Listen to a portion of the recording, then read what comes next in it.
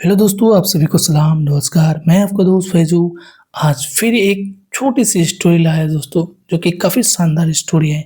और इस छोटी सी स्टोरी की मदद से आज हम लोग सीखने वाले हैं कि हमें गुस्से के समय या गुस्से के दौरान अपने आप को क्यों शांत रखना ज़रूरी है।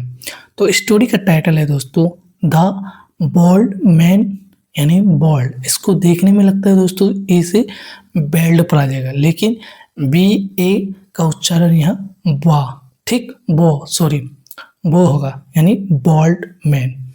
And the fly, bald man यानी दोस्तों आपका गंजा।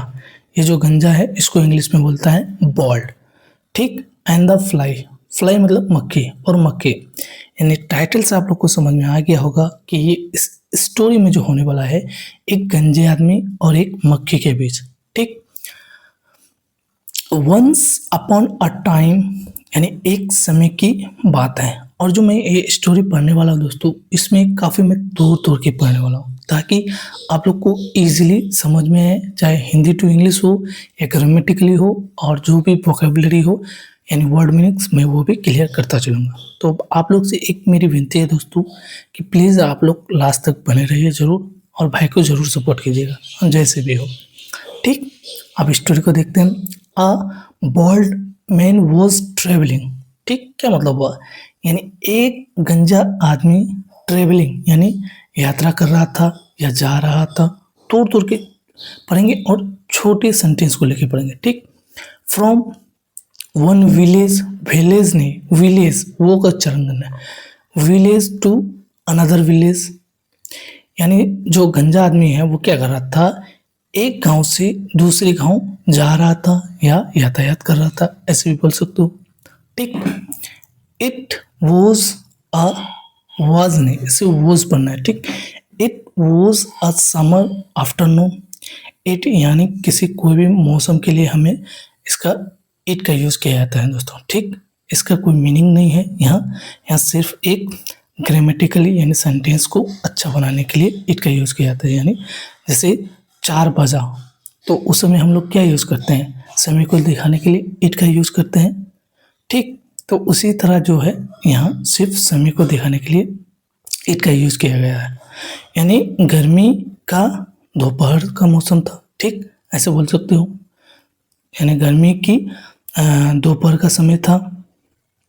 एंड ही वॉज टायर्ड, और जो वो आदमी है यानी गंजा आदमी वो क्या था, थका हुआ था।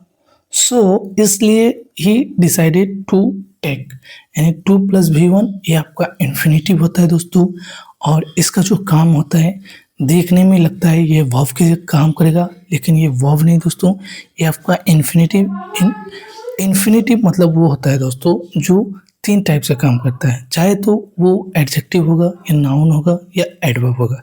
इस चीज़ को विस्तार से बाद में बताऊंगा कि यहाँ किस तरह का वर्क करता है, ठीक। ये थोड़ा लंबा समय लगा दोस्तों, इसलिए मैं अभी इसको सिर्फ थोड़ा जो ऊपर से है वो बता दे रहा हूँ कि ये 3 तरह के पार्ट्स ऑफ स्पीच काम करता है। यानी इसलिए ही डिसाइडेड टू टेक, इसलिए उसने क्या किया, टू टेक सम रेस्ट, कुछ आराम करने का फैसला किया, ठीक। अंडर अ ट्री यानी पेड़ के नीचे। सुन जल्द ही ड्रिफ्टेड ऑफ टू स्लीप, यानी जल्द ही वो क्या हो गया, ड्रिफ्टेड यानी जल्द ही उसे नींद आ गई, ऐसे बोल सकते हो, ठीक, सो गया। समटाइम लेटर, कुछ समय बाद, लेटर मतलब बाद। अ फ्लाई केम देयर, यानी मक्खी देयर, देयर नहीं देयर, वहाँ आई, ठीक। ये सेंटेंस जो है दोस्तों ये सिंपल पास्ट का अफर्मेटिव है। सेइंग द मैन एस्लीप, यानी जो आदमी है सोते हुए आदमी को देखकर, ठीक। यानी वो जो आदमी था, गंजा आदमी था, वो क्या कर रहा था, वहाँ पे पेड़ के नीचे सो रहा था। तब क्या हुआ, ठीक, मक्खी आई यहाँ, सोते हुए आदमी जब को देखा, मक्खी देखा, इट बज्ड अराउंड हिम, और वो मक्खी क्या करने लगा, उसके चारों ओर बज्ड, यानी बज का यहाँ बज्ड लिया गया, यानी भिनभिनाने लगा। यानी जो मक्खी है वो उसके चारों ओर क्या करने लगा, भिनभिनाने लगा। इट अल्सो अस्टंग, ये स्टिंग का भी टू, अस्टंग मतलब होगी स्टिंग कहोगे मतलब दोस्तों, स्टिंग मतलब हो गया डंक मारना या अस्टंग, यानी उसका पास्ट यूज किया गया मैन। और वो मक्खी क्या किया, भिन भिनाया, उसे चारों ओर भिन भिनाया भी, और वो क्या भी किया, उस आदमी को डंक भी मारा। ठीक, स्टिंग मतलब डंक मारना, स्टिंग यानी डंक मारा। विच मैड हिम एंग्री, जिसके कारण या जिससे ऐसे भी बोल सकते हो। देखो दोस्तों, जब भी इंग्लिश टू हिंदी कीजिएगा तो आपको ऐसा नहीं वर्ड बाय वर्ड आपको यूज़ करना है, ठीक, कि जैसा वर्ड है वैसा नहीं, आपको सजा करके दो चार मीनिंग जो भी पता हो उसको सजा करके आपको सेंटेंस में बोलना है।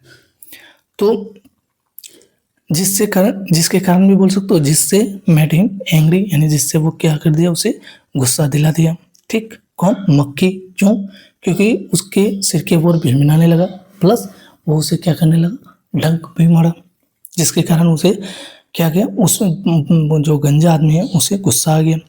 द मैन वोकअप, और वो आदमी क्या हुआ, सो के था, और वो जगह and aimed his palm to hit the fly, और उसने क्या किया, पाम यानी हथेली, हिज अपनी हथेली को क्या किया, वो जो मक्खी है उसे मारने के लिए वो अपने हाथ को क्या किया, बढ़ाया, ऐसे भी बोल सकते हो, या एम्ड यानी निशाना बनाया।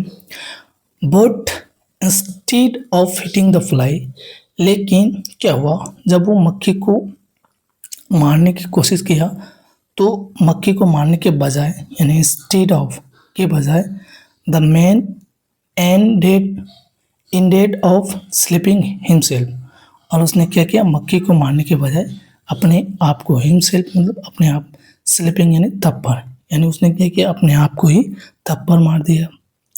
द फ्लाई मोकिंगली सेड, अब जो वो मक्खी है ये क्या है दोस्तों, ये काल्पनिक है, ठीक, इसको एक तरह का बनाया गया, ये एक्चुअल में नहीं है, ये सिर्फ क्या है, एक स्टोरी बनाया गया। तो इसमें कोई भी चीज़ को आपको हकीकत में नहीं मान लेना है कि वो ऐसा हुआ था। ठीक, द फ्लाई मॉकिंगली सेड, अब जो वो मक्खी है वो क्या हुआ, अब वो हंसते हुए यानी मजाक उड़ाते हैं, मजाक के टाइप में उसको क्या बोला है, सिली मैन, ओए बेवकूफ़ आदमी, you try to hit me, वो बेवकूफ़ आदमी तुमने क्या किया, मुझे मारने की कोशिश की, ट्राई का यहाँ ट्राइड किया, and see what you have done to yourself, लेकिन तुम अपने आप को ही क्या किया, देखो मतलब वो उसको मारने के बजाय वो क्या किया, अपने आप को ही थप्पड़ मार दिया। तो अब जो वो मक्खी है वो बोल रहा है उसको मजाक में कि अरे भाई तुमने तो मुझे मारने की कोशिश की, लेकिन देखो तुमने अपने आप को ही मार दिया, उसको मजाक उड़ाते हुए बोलता है। ठीक, the fly continue to sting, और जो वो मक्खी है वो क्या किया, वो डंक मारना कंटिन्यू यानी जारी रखा। ठीक, एंड बज, और वो भिनभिनाता रहा ऑल ओवर हिज हेड, उसके सिर के ऊपर वो लगातार एकदम भिनभिनाते लगा। ठीक, उसके बाद एक चीज़ यहाँ पॉइंट थोड़ा बदलता है। ठीक, स्टोरी थोड़ा यहाँ क्या चेंज होता है, the man realised his mistake, अब जो वो आदमी था गंजा आदमी, अब उसको क्या किया कि हम कहाँ गलती कर रहे हैं, उस गलती का उसे एहसास हुआ। He kept calm and took no notice of the fly, he kept calm, वो अपने आप को क्या किया, एकदम शांत रखा, एंड टुक नो नोटिस, और वो क्या किया, नोटिस यानी ऑफ द फ्लाई, यानी मक्खी को वो क्या किया, किसी तरह का भी ध्यान नहीं दिया। ठीक, नोटिस मतलब ध्यान देना, काम मतलब शांत, उसको ध्यान नहीं दिया कि मक्खी मेरे साथ क्या किया, वो सो रहा था तो वो सोते ही रह गया। ठीक, यहाँ थोड़ा गेम चेंज है।